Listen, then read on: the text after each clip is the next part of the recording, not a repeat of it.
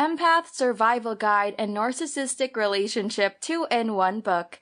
It is time to protect yourself and stop absorbing other people's pain. Plus, learn how to stay away from abusive relationships forever. Written by Jane Moss. Narrated by Maggie and Alice Cress. Credits narrated by Nebrada. Empath Survival Guide. Written by Jane Moss. Narrated by Maggie. Credits narrated by Nebrada. Introduction. There is a unique breed of individuals who are gifted with the ability to not only experience their emotions and those of the people around them, they can also experience the physical pain of other people. These individuals walk into a room, and within minutes, they can accurately pick on the vibes of the people in the room. This may sound like a cool superpower that belongs on the set of X-Men, but in reality, it is something that can be very difficult to deal with. Not many people are emotionally and mentally equipped to manage these gifts. You may identify such persons as people who are overly sensitive. Psychology experts profile them as empaths, and their story is not always one of those happily ever after types. For the longest time, emotions have been frowned on as a weakness, and displaying them was described as a feminine trait at best. In worst-case scenarios, people who showed their emotions one too many times were regarded as persons who have no control over how they feel. Derogatory terms like unpredictable, walking eggshells, crybaby, and so many other names that are not fit to print are used to tag people who dare show their emotions. The general negative perception about emotions has woven itself into the very foundation of society, which is the family. There are a lot of families today who enforce strict measures to deter any display of emotions at home.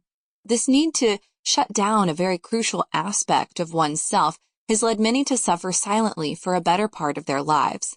For an empath, they live with the double trauma of dealing with their own emotions as well as the pain of others. This leaves them constantly emotionally overwhelmed. If you picked up this book, chances are you are an empath, or you know an empath who struggles with their emotional burden. But what if I told you that those very emotions that you feel cripple you in your ability to thrive could be channeled into making you a better version of yourself, and in so doing, you can enrich your life? Sounds too good to be true, right?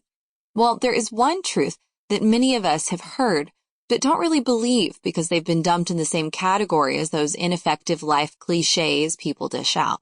Your emotions are anything but weak. In fact, it is described as one of the most powerful forces possessed by humans, and before we go any further in this book, I can tell you that shutting down your emotions is not going to do you any good. The only way forward is to embrace those feelings by choosing to accept your abilities as an empath. Being an empath goes beyond understanding your emotions. As an empath, you embrace the emotions of others. The wealth of understanding you acquire in this process gifts you with a unique perspective of the world and the people that you encounter daily. This goes a long way to help you foster relationships that are more meaningful and impactful. Most importantly, as an empath, you develop a deeper connection with yourself that truly empowers you to understand pain. This is not some new age psychobabble fad that is trending at the moment. This is you taking back the power from people who have tagged the way you truly feel as weak and evolving into the real you that you are meant to be. With this book, you can finally take off the mask you have been forced to wear by the society and step into your reality. As an empath who had to navigate the process of my becoming without a guide, I know how difficult to make sense of how to feel. I spent lots of hours daily scouring through the internet for information on these rainbows of emotion that I go through every day. I've come close to several breakdowns, not because I had a lot of bad experiences or that I was taking on more workload than I normally would. I was just constantly overwhelmed by what I was feeling. People would come to me with their problems because I had a knack for being such a great listener, and I could connect with them in ways that they found comforting. However, I also ended up having to deal with the emotional aftermath of their predicaments. I sought counseling, and for a while that helped me. But I still sought validation from the people I deal with on a day-to-day basis. I didn't want to crumble emotionally in front of them so that I could keep being their go-to counselor. This meant I had Sample complete. Ready to continue?